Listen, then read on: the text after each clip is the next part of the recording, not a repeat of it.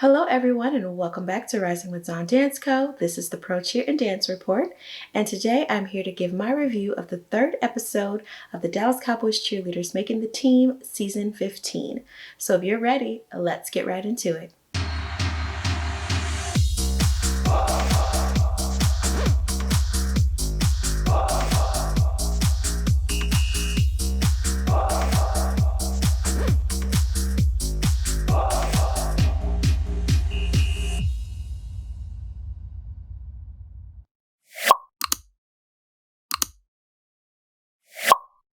Hello everyone again and welcome to my channel.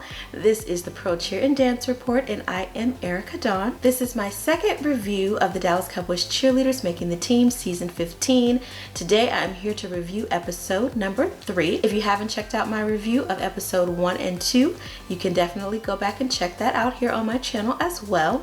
But let's go ahead and dive right into episode 3. Alright, so I've got my notes here and I am ready to talk to you guys. So this episode was titled Getting Real. So things did get real this episode. The show opened up with them showing the rookie candidates practicing for what would be their last day together before the veterans arrive in the bubble. Kelly mentioned that it will be a cut night. They have 19 rookie candidates and they're going to need to cut that down to 7 rookies by the time they are done with all of this. So obviously between now and the end of the audition season, there's going to be a lot of cuts being made. So this episode, they had 2 guest choreographers that came in to work with the ladies. First, with just the rookies, they had Charm LaDonna, who is a professional dancer out in Los Angeles. She's worked with Selena Gomez, Kendrick Lamar, Britney Spears. So that right there should tell you that you already know things were gonna get real with this one. I really love Charm's style. She definitely has like a little hip hop groove to her stylized technique. I love it. I initially thought and assumed that these ladies were going to struggle hard with her choreography style, but to my surprise, they did much better than I expected. Kelly made a little joke like, we should have them come in and do this dance when the veterans get here and scare the shit out of them, because listen, these rookie candidates are definitely killing it. As they were done performing, Charm gave her feedback to the groups that were performing. She called out Armani, which I told you guys last time is my favorite, and just told her how great she was doing. She definitely touched on style, which is something else that I was talking heavily about in the last review, and I know I won't shut up about style and knowing how to do different styles, but she definitely told the ladies, like, even if it's a style that you're not used to, you have to be able to adapt. And that is something that I have been saying over and over again, and I'm never going to shut up about it because that's just real life. She told them that you have to be able to push through even if it is not a style that you're used to. She also told one of the groups that if it was up to her, she would have cut them all. Just keeping it real. So after they finished performing her choreography, Kelly and Judy had the ladies perform some DCC choreography for Charm. Now at this point, they should be well versed in the DCC style. So this shouldn't have come as too much of a hard task for them. The ladies have to realize that you're still in the audition process, so you still have to be 100% all of the time. Some people completely lost their facial expressions, weren't smiling as they were performing, which really encompasses a lot of your performance. And some were overdoing the facials and everything that they forgot the choreography. So definitely was interesting to see them kind of freeze up when it was time to perform the DCC choreography, which is something that they should be comfortable doing. Alora Rose, she's the one that I mentioned in my last review as well when it came to style. She actually broke down crying after Charm called her out about her performance. And I don't mean to pick on her because I'm sure she understands that her style is different and what she's used to is not necessarily what's being taught to her. But she's just a really good example for what I keep preaching about different styles of dance and choreography, because she is a professional in one area. It doesn't mean that you are a professional and well-versed and perfect in all areas of dance. That's my only point. So at the round table, Kelly and Judy asked Charm who she would keep and who she would let go if it were up to her. She gave her opinion, and in the end, Claire D was let go. I noticed in her performance that her entire face was just blank as she was performing the routines. I think that she got a little overwhelmed and confused and almost looked like she gave up a little bit. So I hope that's not the case, but Kelly and Judy definitely spoke to her strengths as well before they cut her and let her know that they really would like her to return next year to audition. So I'm sure that was encouraging. It's always, you know, discouraging to get cut, but at least they invited her to come back next year and try again. So hopefully she will. So they showcased my girl Armani in her virtual graduation from the University of South Carolina. She graduated with a degree in criminology and criminal justice, and she hopes to work in politics. She's beautiful, intelligent, and oh so talented, and I love her. She is my favorite. It was kind of funny how they showcased her trying to log on to see her name come across the screen for her graduation, but she was like in the wrong room or something on the website. I got a little nervous at first, like, oh gosh, this is embarrassing on camera. They don't have your name, but she was just in the wrong place. So they got her name up there. It was really nice to see her be able to graduate with her mom on FaceTime. So we're just in such different times right now, and it's just crazy. You can't walk the stage when you graduate.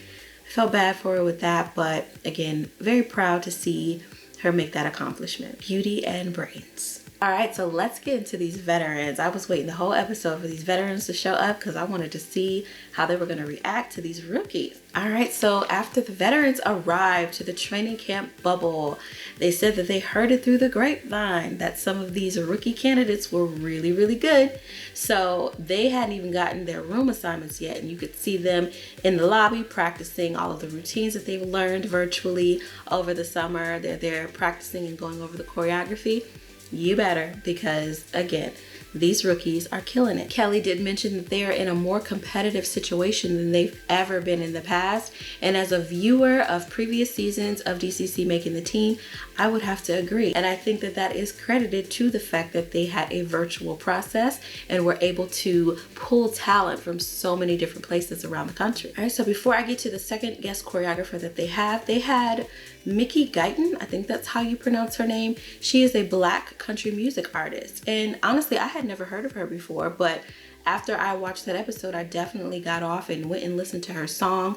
She has a song titled Black Like Me, and Kelly was speaking to how that song really touched her. I'm glad that they featured her on the show. That was really nice for her to tell her story about how she's tried to run from who she is, and until she got comfortable with who she was and her skin, that she was able to really get out of her comfort zone and accomplish many great things. So I did think it was great that they featured her. The second guest choreographer that they had was Miss Denise DeSherry. She is the dance team coach at LSU. She was in the rehearsal with the rookies and the veterans, so both rookies and vets got to learn the choreography from her. Some of the veterans were a little slow to learning this new material, and some of the rookies who had been a little slow during their week alone actually shined a little bit and got a little fire under them. So again, these veterans, listen, don't get comfortable because people coming for your spot. They also performed the DCC choreography that they've learned for Denise, and she again gave her feedback to everyone as far as who she felt needed to do a little bit better as far as their energy. She also called out those who were doing a great job. One of the people that they mentioned that was doing a really good job as far as her performance was Sydney. Now you guys, as I'm doing my note taking, there's periods and points where I'm like, okay, I can't write down every single thing that's happening.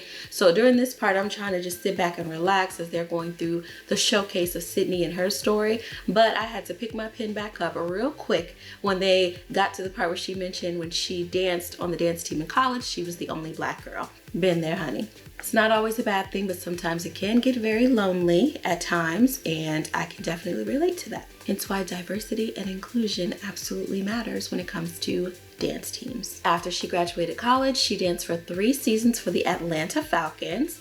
She did have a slight injury that put her out for a little bit of time, but she recovered from that injury and actually was the 2020 Pro Bowl cheerleader for the Falcons. So congratulations to Sydney. I think she'll go far throughout this process, so we'll see.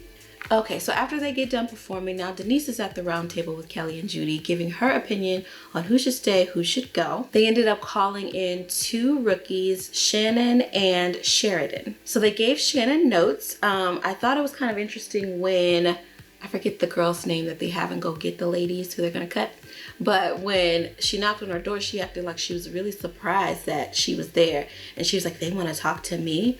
So that threw me a bit. And then when they told her that it was gonna be her last night, she mentioned that, oh, well, this was just kind of a last minute thing I decided to do.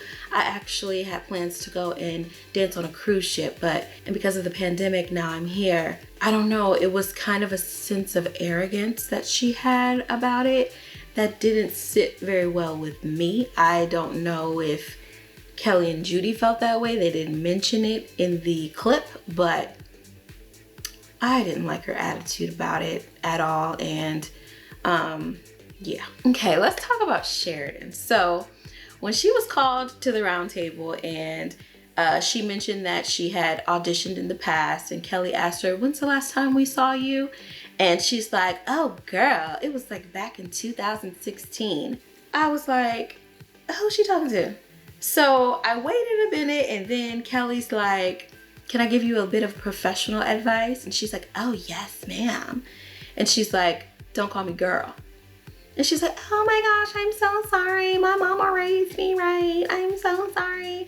I'm like, girl, you didn't talk to Miss Kelly like that. Like what? Like, I don't know. Sometimes people just get way too comfortable. Again, could have just been her nerves. You know, when you get called into that room, you think you're about to get cut. So I'm sure she was just nervous, but girl, I'm gonna need you not to call them girl no more. I need you to put some respect on Kelly and Judy's name, okay? So she's a little much for me, but they did keep her. They didn't let her go. So we're gonna see about little Miss Sheridan, girl. We're gonna see how she is throughout the rest of this process. I don't know, but we'll see. The next episode, they show that they actually go to AT&T Stadium and dance on the field. And then they also show that Kelly gets a little emotional during a cut. So we're gonna see who gets the axe. I'm assuming it may be a veteran because she got misty-eyed. I'm not sure, but we shall wait and see. All right, guys, so thank you so much for tuning in to my channel today and the Pro Cheer and Dance Report and this review of Dallas Cowboys Cheerleaders Making the Team Season 15, Episode 3. I will be back next week to review episode number 4. I hope that you are subscribed to this channel. If you are not, go ahead and hit the subscribe button right now. Make sure that you're following me on social media, on Facebook, Instagram, and I'm going to say it one more time. Please, please, please subscribe to this channel. All right, guys, it was great talking to you, and I will see you guys on the next one. Bye.